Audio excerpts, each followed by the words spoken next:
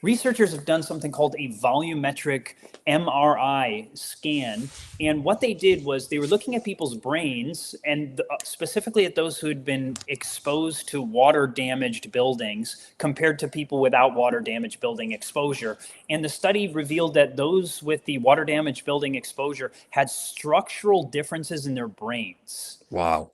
These include the left amygdala and the right forebrain. Now, the left amygdala, the amygdala in general is one of the two main fear centers in the brain, the amygdala, and then there's one in our brain stem also. But the primary one people think of when they think of fear is the amygdala. When you see something and you're scared, it's mainly taking place. That fear center is in the amygdala.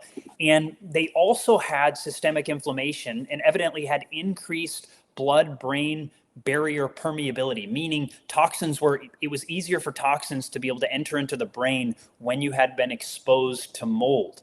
And these are some of the physiological abnormalities that may be connected to what researchers call the mold-related disorder, CIRS, which stands for chronic inflammatory response syndrome.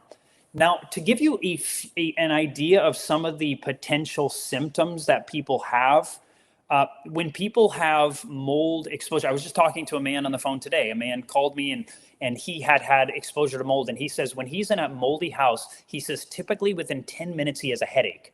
And about 90% of people who had been severely exposed to mold will end up having headache issues. Once again, it's not the only cause of any of these issues. This is just one of the potential causes of these. And memory problems, over 90% of people that have been significantly exposed to mold, if they've had for a time period, they can notice memory deficits. They struggle with focus and concentration, word selection, meaning they'll struggle to find that, what was that word? What was that word?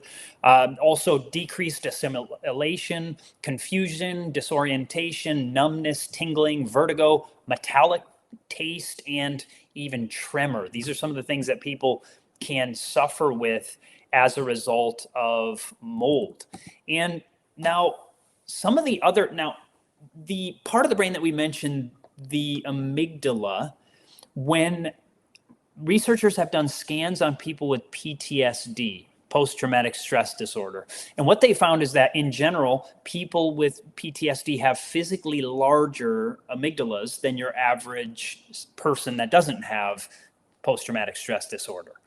And remember, people exposed to mold also have larger amygdalas on average. So having mold might make it so that you are significantly more stressed or anxious, or you're having repetitive negative memories because you're in a moldy environment and it's causing inflammation to certain parts of your brain.